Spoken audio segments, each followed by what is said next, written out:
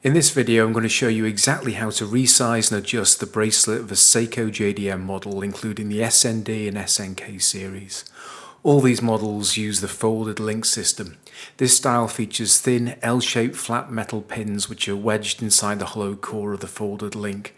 It's a simple process, and with the right approach you'll have it sized in minutes. Let's get started.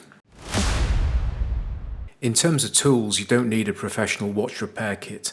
It's not always necessary and you can improvise. That's a decision for you to take. Ideally, you need the following. We've got a tool with a thin point to remove the spring bar on the clasp, a pin pusher tool to remove the L-shaped pins, a sizing brick to hold the bracelet when you're reinserting the pins, a small hammer to reinsert the pins and ensure they are correctly aligned, a soft surface like a clean microfiber cloth to protect the watch face while you work. The first step is to check the fit of the bracelet against your wrist. Make sure you center the clasp and then count the number of links that will need to be removed to give you the best fit. Always remove an equal number of links from each side of the bracelet. In this case, I'll be removing 2 links from each side, a total of 4 links. The second step is to gain access to the full length of the bracelet. To do this, you need to remove the spring bar that holds the clasp to the bracelet. You'll need a fine point to insert into the hole in the clasp. I've got this tool, but you could use a pin or paper clip, something that has a fine point that is small enough to enable you to push down on the spring bar.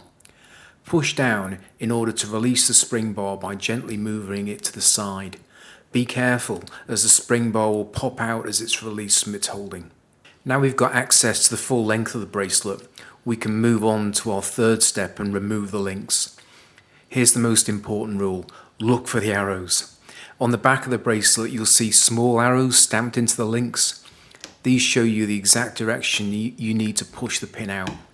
Here's what the pin looks like and how it sits in the links. If you push against the arrow, you'll damage the pin or the link. Always align your tool with the direction of that arrow. The pin is held in place by its own tension. There are no small collars to lose, which makes this much easier for you to handle. Place the pin pusher into the small hole at the end of the link and apply firm, steady pressure to the pin. Don't force it, just repeatedly apply firm points of pressure.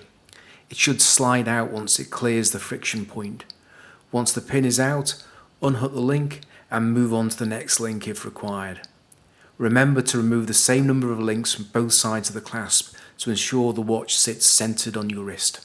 Our final fourth step is to put it back together. Slide the pin into the holes in the opposite direction of the arrow. Use your small hammer to gently tap it in until the pin is flush with the edge of the link.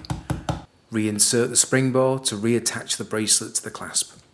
It's worth noting there are micro adjustments on the clasp. You can move the spring bar down into a lower point and reduce the bracelet by a maximum of half a link or so. If you go beyond the third or fourth micro adjustment, the clasp can sit a little awkwardly, so if you need to go beyond that half link range, it's better to just remove a full link. And that's it, a perfect custom fit for your JDM Seiko. If you have any questions about your watch or need help with a different model, leave a comment below. Don't forget to check the description for the full list of models this guide covers.